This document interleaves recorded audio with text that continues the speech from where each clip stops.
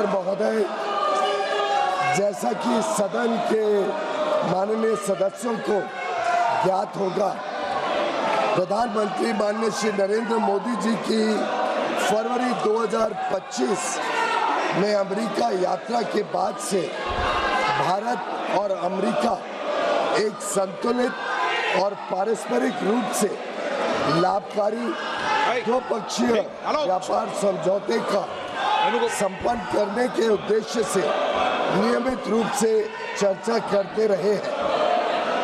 इसी को ध्यान में रखते हुए दोनों पक्ष के वार्ताकारों ने पिछले एक वर्ष में विभिन्न स्तरों पर गहन बातचीत की है। दोनों पक्षों के महत्वपूर्ण और विविध हितों को देखते हुए यह स्वाभाविक है कि दोनों पक्ष अपनी अपनी अर्थव्यवस्थाओं के महत्वपूर्ण और संवेदनशील क्षेत्रों की रक्षा करते हुए सर्वोत्तम संभव परिणाम सुनिश्चित करना चाहेंगे। इन वार्ताओं के दौरान भारतीय पक्ष अपने संवेदनशील क्षेत्रों, विशेषकर कृषि और दुग्ध क्षेत्रों के हितों की रक्षा सुनिश्चित करने में सफल रहा है। अमेरिकी पक्ष के भी कुछ ऐसे क्षेत्र थे जो उनके दृष्टिकोण से संवेदनशील थे। लगभग एक वर्ष तक चले कई दौर के विचार विमर्श के बाद दोनों वार्ताकार दल द्विपक्षीय व्यापार समझौते के कई क्षेत्रों को अंतिम रूप देने में सफल रहे।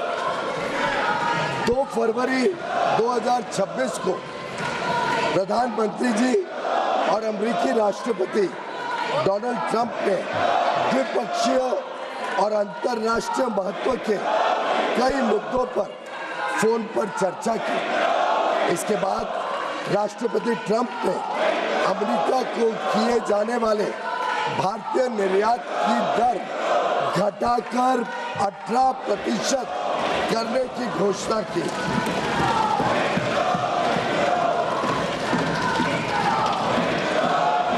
मैं इस बात पर जोर देना चाहता हूं कि यह अमेरिका द्वारा कई प्रतिस्पर्धी देशों पर लगाए गए टैरिफ से कम है, जिससे अमेरिकी बाजार में भारत की निर्यात प्रतिस्पर्धात्मकता में वृद्धि होगी।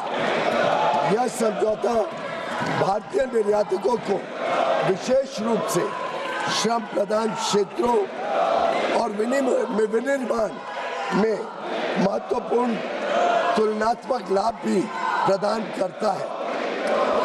मैं इस सम्मानित सदन के समक्ष यह दोहराना चाहता हूं कि खाद्य और कृषि क्षेत्र में भारत की प्रमुख संवेदनशीलता का पूर्णतः ध्यान रखा गया है।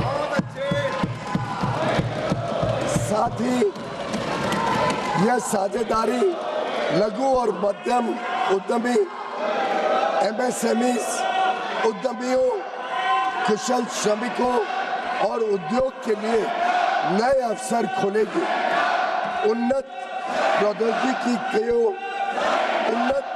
प्रौद्योगिकियों तक पहुंच का सुगम बनाएगी और भारत के make in India for the world, design in India for the world और innovate in India for the world के दृष्टिकोण को साकार करने में सहायक होगी। यह ऐतिहासिक ढांचागत समझौता भारत अमेरिका संबंधों को मजबूत करने और विकसित भारत 2047 की दिशा में हमारी यात्रा को आगे बढ़ाने की दिशा में एक महत्वपूर्ण कदम है और यह दुनिया के 2 सबसे बड़े लोकतांत्रिक देशों के बीच मजबूत जुड़ाव को भी दर्शाता है,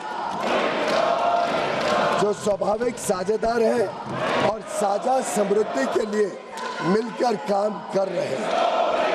मैं माननीय सदस्यों को सूचित करना चाहता हूं कि आगे की कार्रवाई के संदर्भ में दोनों पक्ष व्यापार समझौते से संबंधित आवश्यक तकनीकी प्रक्रियाओं को पूरा करने और कागजी कार्रवाई को अंतिम रूप देने के लिए मिलकर काम करेंगे ताकि इसकी पूरी क्षमता का शीघ्रता से लाभ उठाया जा सके। समझौते की विस्तृत रूपरेखा इन प्रक्रियाओं के समापन के पश्चात तुरंत घोषित की जाएगी। माननीय सदस्यों को भारत के ऊर्जा स्रोतों से संबंधित उन मुद्दों की जानकारी होगी जो इस समझौते पर हुई चर्चाओं के दौरान उठाए गए हैं। मैं स्पष्ट करना चाहता हूं, जैसा कि सरकार ने कई बार सार्वजनिक रूप से कहा है कि 140 करोड़ भारतीयों की ऊर्जा आवश्यकताओं की सुरक्षा सुनिश्चित करना सरकार की सर्वोत्तम प्राथमिकता है। वस्तुनिष्ठ बाजार स्थितियों और बदलते अंतर्राष्ट्रीय परिदृश्यों के अनुरूप ऊर्जा स्रोतों में विविधता लाना हमारी इस कार्यनीति का मूल आधार है। भारत की सभी कार्रवाइयां इसी बात को ध्यान में रखकर की जाती हैं। अतः मैं माननीय सदस्यों से इन मुद्दों को समुचित दृष्टिकोण से देखने का आग्रह करता हूं। दोनों देशों के बीच भावी व्यापार अवसरों के संदर्भ में माननीय सदस्यगण इस बात को समझेंगे कि भारत और अमेरिका काफी हद तक एक दूसरे की पूरक अर्थव्यवस्थाएं हैं। जैसे जैसे भारत विकसित भारत के पथ पर अग्रसर हो रहा है, हमें ऊर्जा, विमानन, डेटा केंद्र, परमाणु ऊर्जा आदि सहित कई क्षेत्रों में अपनी क्षमताओं को बढ़ाने की आवश्यकता होगी।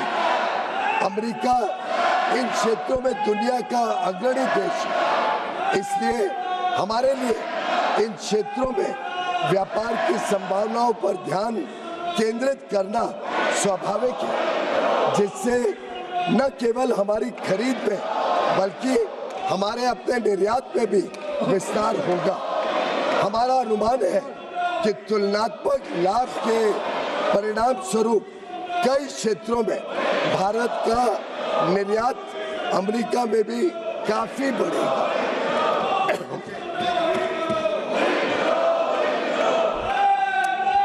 विश्व की सबसे बड़ी अर्थव्यवस्था के साथ यह ढांचागत समझौता जो आने वाले वर्षों में वैश्विक विकास और नवाचार को गति प्रदान करेगा, भारत की जनता एवं राष्ट्र के व्यापक हित में है और देश को बहुत लाभ देगा।